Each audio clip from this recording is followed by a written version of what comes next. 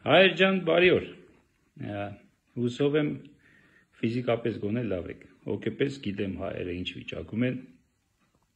Դրա համար չեմ էլ հարցնում։ Հիմա մի հարցի մասին, երեք Facebook-յան էջումս ես այսպիսի հարցում տեղադրեցի, որ հայեր ջան, ինչ եք կարծում աշխարհի երեսին, երկրի երեսին,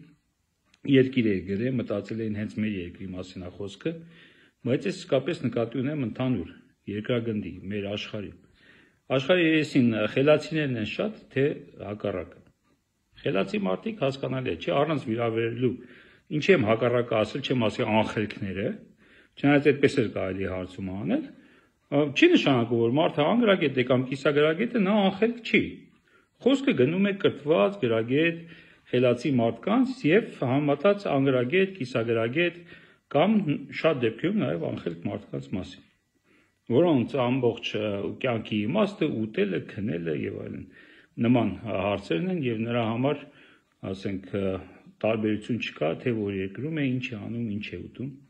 այսինքն ինչ է ուտում է տարբերությունը կա լավ, չխորանք։ Ինչևէ, պատասխանը ճնշող մեծամասնությունը պատասխանում են, որ անխելքները, այսինքն հակառակը, խելացիների հակառակը, անխելքներն են շատ երկրի երեսին։ Դե հիմա գանք ուրեմն այդ հարցը բերենք մի ուրիշ դաշտ։ Ինչ է մեզ ասում ժողովրդավարություն կոչվածը, այս լիբերալների կողմից մեջտեղ բերված եւ արդեն երկար տարիներ, այսպես մեզ ուրեմն այս փդած համակարգը, համակարգը, որ իբրև թե կառուցված է ժողովրդավարության սկզբունքով։ Փաստորեն դուրս է գալիս, որ եթե մեծամասնությունը խելացիները չեն, ապա ինչու է ընտրությունները կատարվում մեծամասնության, ուրեմն քվեով։ Ինչու պետք է ասենք անխելքները որոշեն երկրի կամ մարդու կամ մեր սերունդների ապագան։ Կամ ներկան թեկուզ։ Ինչու պետք է, եթե բոլորը համաձայնվում են, բոլորն են այդպես ասում, պատասխանողը անպայման չի, եթե ինձ հարցնում են, ես պատասխանում եմ, որ անխելքներն են շատ, դա չի նշանակում, ես ինձ համարում եմ խելացի։ Դա նշանակում է, որ գոնե այդ հարցում ես ազնիվ կլինեմ։ Շատ դեպքում այդպես է։ Հիմա, եթե մեծ մասը ընդունում է, որ անխելքներն են շատ, ապա ինչու է բոլոր ընտրությունները հենց այդ անխելքների քվեով անցնում։ Այդտեղ հենց հակասությունն է առաջանում ժողովրդավարության կոչված այդ համակարգի, այդ համակարգի նորմալ լինելու։ Եվ դրա համար էլ բոլոր այն պետությունները, որ այսպես ասած ստիպում են իբրև թե ժողովրդավարությունը մնացած երկրներում, այդ երկրներում ժողովրդավարության իսկի նշույլ չկա, իրենց իսկ ուրեմն պրոպագանդած, իրենց իսկ գովազդած, պարտադրած ժողովրդավարությունը իրենց մոտ չկա։ Իրենք ընտրությունները չեն կատարում մեծամասնության, դա պատրանք է իրենց մոտ, իսկ մնացած երկրներում փորձում են դրանով ուրեմն ընտրել հենց այն անխելքներին,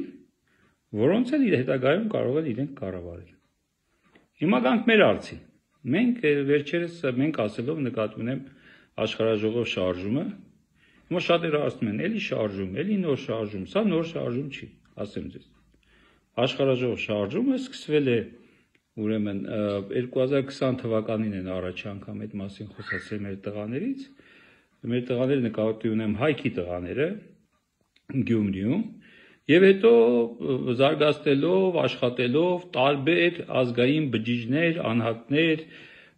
խմբեր, այսպես ասած հավաքվելով այդ գաղափարի շուրջը, ձևավորել են հենց այն համախմբումը, ինչի մասին շատերը գոռում են։ Եվ պետք է համախմբվեք, եւ պետք է համախմբվեք։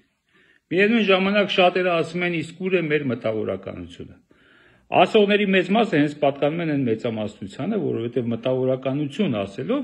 նրանք հենց նկատի ունեն ոչ թե իրական մտավորականությունը, որին փնտրում չեն գտնում, այլ նկատի ունեն հայտնի մարդկանց։ Իրենց համար մտավորականությունը դա հայտնի մարդ է։ Կլինի դա շոումեն, ծաղրածու կամ ինչ-որ մի սերիալի դերասան կամ ինչ-որ կար շրջազգեստով երգչուհի կամ չգիտեմ, մի խոսքով հայտնի մարդիկ կամ էլ լավագույն դեպքում սովետական միությունից մնացած ուրեմն ծերունական մարազմով տարապող ինչ-որ էլի հայտնի մարդ։ որը որ արդեն բացի հանգիստը վայելելուց պետք է չի, որ իր կարծիքը հայտնի, որովհետև շատ դեպքերում տեսել ենք, որ նրանք բացի ներկա տեղում գոյություն ունեցող իշխանության այսպես ասած հետույքը համբուրելուց ուրիշ ոչի բանի ունակ չեն։ Չեմ մեղադրում, հիմա այդ մարդիկ այդպես են, սովետական միությունից այդպես էլ եկել է։ Հիմա ինչ է ասում աշխարհաժողովը, ինչու եմ ես ասում, որ սա նոր շարժում չի եւ սա հերթական շարժումը չի։ Ի տարբերություն մնացած շարժումների, ես չեմ ուզում բոլորի մասին խոսել, մենք բացառում ենք, որ այս համակարգը գոյություն ունեցող հոտած փտած այս համակարգը պահելով եւ անձերի փոփոխությունով հնարավոր կլինի այս ցեխից երկիրը դուրս բերել։ Ամբողջ պատճառը, որ մենք այսօր հայտնվել ենք այս իրավիճակում, հենց այս հոտած ու փտած համակարգն է։ Ինչքան ուզում ես կոռուպցիայի դեմ պայքար արա, ինչքան ուզում ես խստություն եւ այլն, համակարգը ինքնին հոտած է, փտած է։ Եվ այն ինչքան ուզում ես վերևում, ինչքան շատ փորձես սարքել, այնքան ավելի հեշտ կքանդվի, որովհետեւ հիմք չկա, հիմքը քանդված է։ Աշխարհաժողովը ամբողջությամբ համակարգի փոփոխության մասին է։ Եվ կառավարման համակարգը եւ ընդհանրապես։ Աշխարհաժողովը հասկանալու համար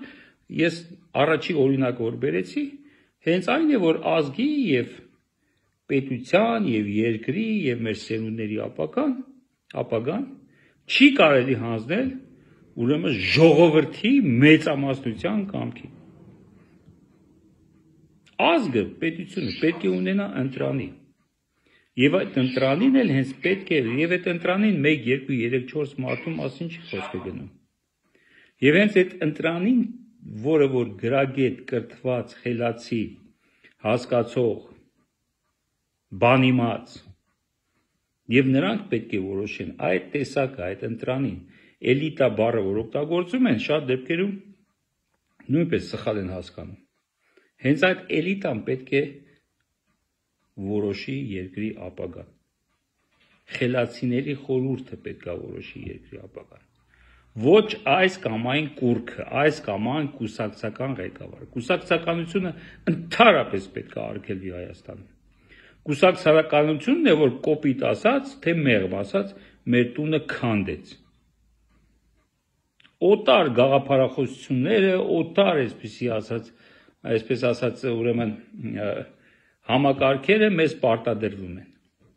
Կուսակցականությունն է, որ թաքնվելով կոնսերվատիվի անվան տակ, լիբերալ բոլշևիկներից ավելի լիբերաստ են։ Բառից բուն իմաստով։ Լիբերալ բոլշևիկներից ավելի լիբերաստ են հենց այն կուսակցությունները, որոնք իբրև թե կոնսերվատիվ են եւ ազգային են։ Կուսակցական շահերը միշտ երակայել են, կուսակցական շահերը միշտ առաջնային են եղել, երկրի ազգի շահերից անպայման առաջ են եղել։ Աշխարհաժողովի առաջարկած ուրեմն համակարգը դա բացառում է, ինչպես նաև բացառում է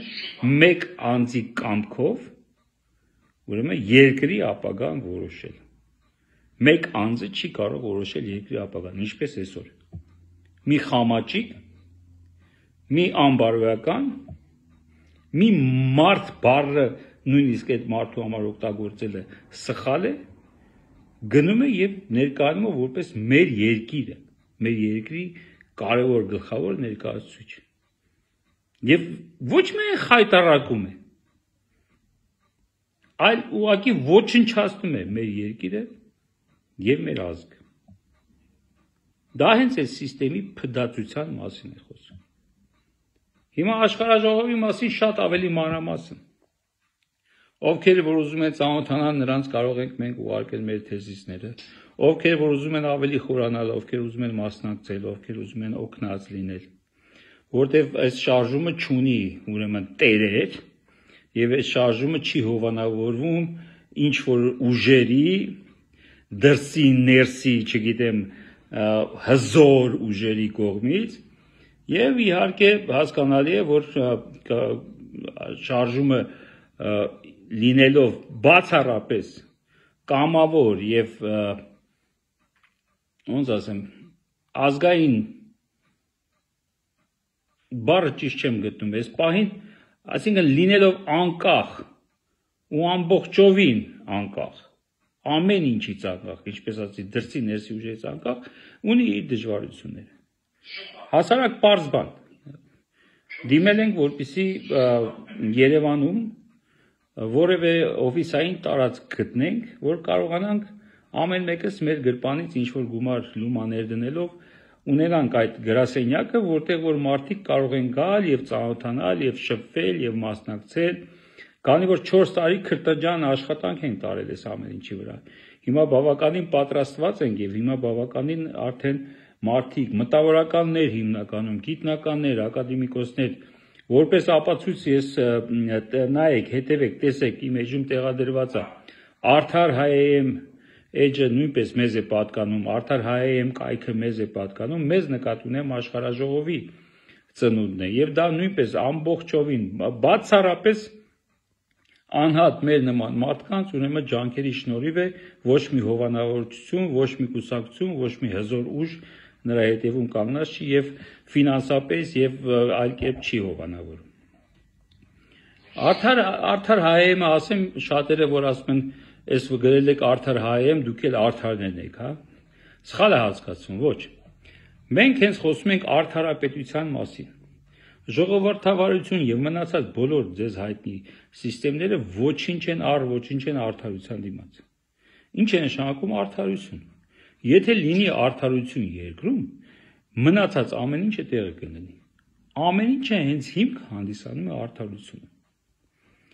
Պարզ ամենահասարակ օրինակը բերեմ։ Արդարություն չի կարող լինել մի երկրում, որտեղ ասենք խոշոր